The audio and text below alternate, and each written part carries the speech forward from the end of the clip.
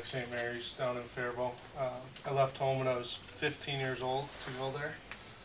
So it was my sophomore year of high school, and things were going well, had no issues. And summer before my senior year, I kind of noticed something going on with my heart every once in a while. Didn't really think anything of it. Certainly didn't think it was anything serious enough to kill me. And so I asked my primary care doctor, whatever, who signs off on to let me play or whatever, and told him about it. He listens to my heart, says you have no murmur, and you're young, healthy, there's nothing wrong with you. So it's kind of in the back of my head as I'm playing my senior year, and we were fortunate enough to have a pretty good team, have some pretty good players. We did pretty well, won national championship for the second year in a row. I was lucky enough to get invited to the draft combine and went there after the season was over, and that's when I had that EKG that Kenny showed. And obviously it looks a little bit wacky, a little bit different than anyone else's. So when it was weird, like I was on the bed, they're giving me this EKG, and in the back of my head it's going back to those feelings I was having the summer before. And it was like I was surprised that it was messed up, but I wasn't all that surprised because I kind of had a feeling that just something wasn't right. And the sensation I would get, it felt like my heart would almost trip a beat, like it would like grind gears if you drive a stick shift.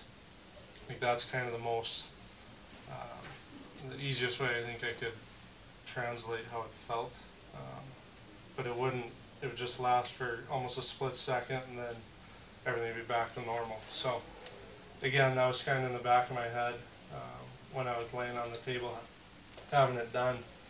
And they called me a couple days later. I'm up in Vancouver getting ready for my upcoming season at DU, going to be a freshman, excited as I could ever be. Thought I had a great combine, looking forward to get drafted, all that stuff, and get a phone call saying, hey, we need contact info, email addresses, something looked weird on one of your tests, you need to go get follow-ups. The guy said it shouldn't be a big deal, so I'm not sweating it too much, but I look up the disease, they think that I have HCM, and start reading about it, and you're an 18-year-old, 17-year-old kid, and it kind of hits you like, holy shit, I could have this disease. Like I'm reading that it's leading killer among young athletes, most likely to happen after a hard workout. I just finished a workout. I'm in Vancouver by myself. So it was a little bit overwhelming at first, for sure. So I went home, got right into the Alaska Heart Institute, and they did an echocardiogram, so like an ultrasound of the heart to look at, they can actually measure the wall thickness and all that. It's a lot more in depth than the EKG is. And the doctor there confirmed the HCM, but didn't know nearly enough about the disease to, say you're done playing hockey. I think he said he had 2 patients in all of Alaska with it, so he didn't know damn near anything about it. And so he suggested I go down to the Mayo Clinic in Rochester, Minnesota, which I guess I'm in Minnesota, I don't need to say that. So I'm down in Rochester. So go down there, switch my flights from going to Ottawa to the draft to Rochester, go down there with my dad and go through like a week of tests. Did chest x-rays, blood work, exercise tests, MRI, any test you could think of I did, and ended up, they confirmed the HCM. So my wall thickness, like he said, I'm down in the apex at the very bottom, which is pretty rare, but fortunate because you get thickening in the septum, and like he said, it obstructs blood flow. Like mine, being down at the bottom doesn't really obstruct it, which is good.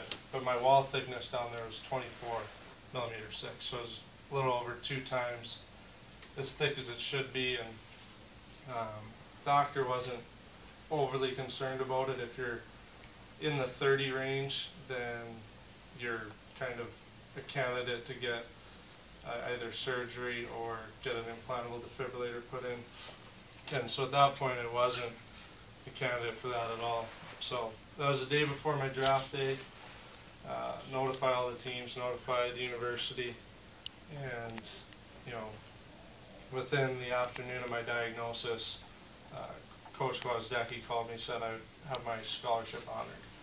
So I mean, right there, you know, I had a lot of questions, obviously being diagnosed, not being able to play again. Like, I had the next 15 years of my life planned out, playing in the NHL and making a living doing that. And so for him to shore that up right away definitely answered a lot of questions, and at least I knew I'd have a home for the next 4 years. And then the next day, my draft day, I was flying home, was in the airport with my dad, and like started getting texts from my buddies saying, "Congrats, I'm getting drafted." I'm like, what the hell are you talking about? Like, I didn't get drafted, there's no chance. And ended up getting a phone call from the Tampa Bay Lightning owners, and you know, saying that they drafted me late in the draft in the 7th round, just so that I could tell my grandkids I was drafted to the NHL. So it was kind of, I mean, it was obviously a better situation, but you know, both the University and Tampa definitely did their part to sweeten the deal up for me. So go home, and then eventually